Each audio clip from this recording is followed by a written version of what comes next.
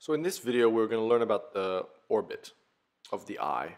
So here we can see the bones which surround and contain the eyeball. The bones of the orbit have boundaries. The roof is made up of the frontal and your sphenoid bone. The medial boundary, which is closest to your nose, is made up of mainly the maxilla, lacrimal bone, ethmoid, and a small part of the sphenoid, which is here, actually. The inferior border of the orbit is actually the roof of your maxillary sinus. It's made up mainly of the bones maxilla, zygomatic, and palatine. So here's your maxilla, zygomatic, and your palatine bones.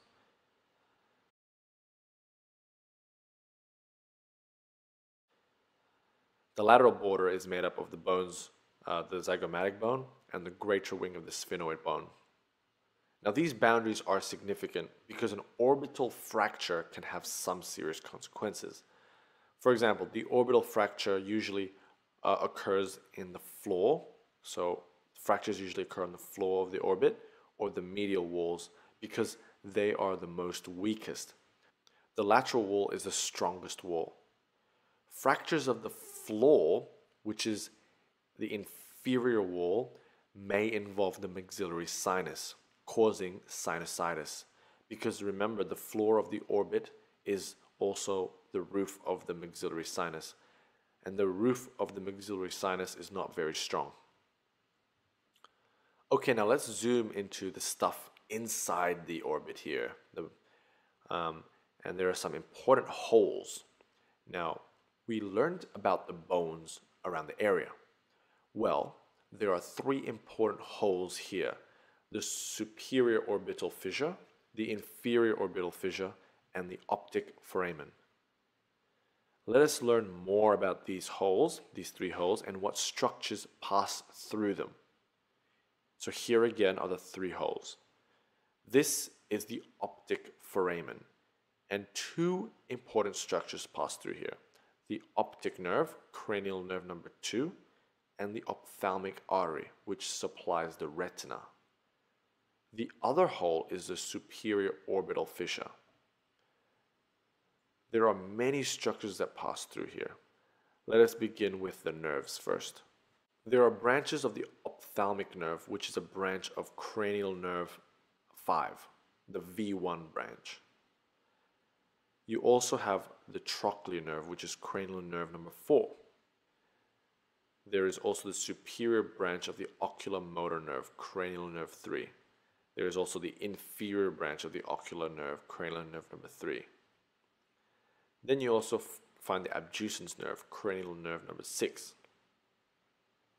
These nerves are very important because they pass through the superior orbital fissure and they innervate the muscles responsible for moving your eyeball. Then you have an important vein called the superior ophthalmic vein.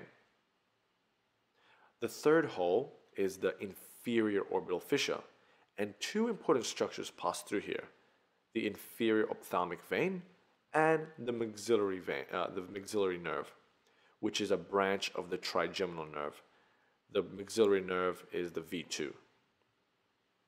Again, this here represents where the muscle, the tendons of the eyeball originates. And again, cranial nerve 3, the oculomotor nerve, cranial nerve 4, the trochlear nerve, and cranial nerve 6, the abducens nerve, supplies these muscles. They are motor nerves. Now let us look at the eyelid when we blink, the eyelid. The eyelid is surrounded by muscles. It's composed of muscles. These muscles are innervated by nerves. So the trigeminal nerve, cranial nerve 5, gives off the maxillary nerve branch, which is the V2, which has another branch called the infraorbital nerve. The infraorbital nerve goes through the infraorbital foramen.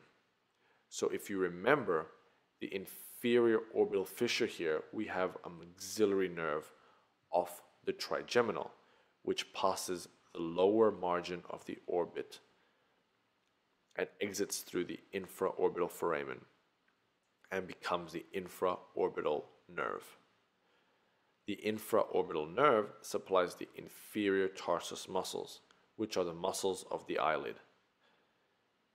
The superior tarsus is supplied by branches of the supratrochlear nerve.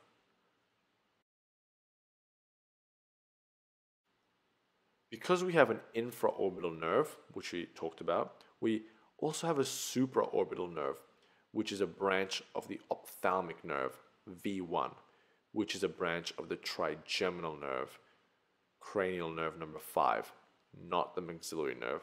That is a mistake.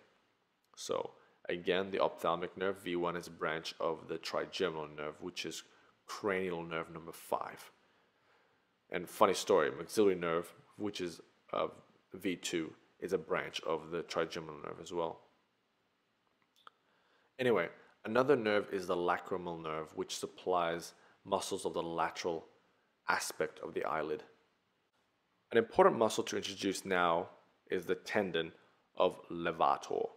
This is of important clinical significance because a problem in this tendon can result in ptosis, which is drooping of the eyelid.